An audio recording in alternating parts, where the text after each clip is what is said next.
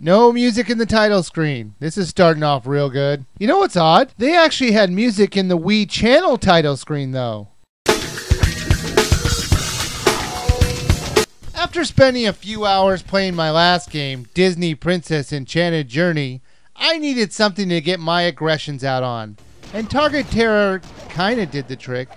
The game is a port of an arcade game of the same name.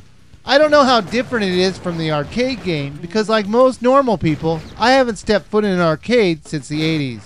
The story is about a terrorist group who has cloned an army of suicidal, gun-crazy maniacs who take over a few random places. The graphics were fantastic if it were 1988, but since my calendar says 2008, I find it a little odd that they would release a game that looks this cheesy. I don't have any problem with using real people as characters. My problem with the game is that it hasn't improved on what Lethal Enforcers did in the 90s, and that's just sad. The game is very violent and it has a lot of blood, but the option is available to tone it down if you can't stand pixelated blood. Just like Lethal Enforcers, there's a bunch of enemies to kill. Some levels have over 200 enemies in it.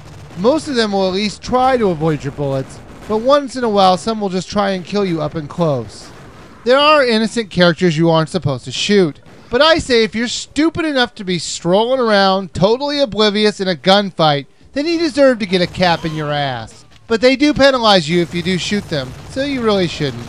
Some of the innocent characters are army men who are supposed to be helping you, but they're just useless. They look lost and they shoot in every direction.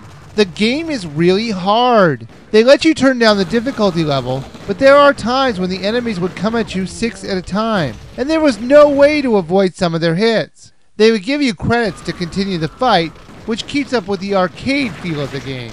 The controls itself were okay. They would miss their intended target about 10% of the time, but since you have unlimited ammo, it wasn't a deal breaker. Like normal arcade shooters, once your gun is empty of bullets, you'll have to move your aim off the screen to reload. They also give you different kinds of guns to up the carnage. Some of my favorites were the lightning gun and the freeze gun. They also give you the option of using the Wiiviewer. Great! The game's not hard enough. They want to cripple you with that awful piece of shit. There are 9 different scenarios to play, and if you can survive them all, you can unlock a final one. There were also secrets to find in the game. If you can uncover the hidden objective in the scenario you're playing, you'll be treated to a very lame minigame. As my regular viewers may know, I don't like shooters, but something odd came over me while I was playing this game. I started to enjoy it. I still sucked at the game, don't get me wrong, but I really wanted to keep going because I wanted to see all the missions. So the question is, would I recommend it?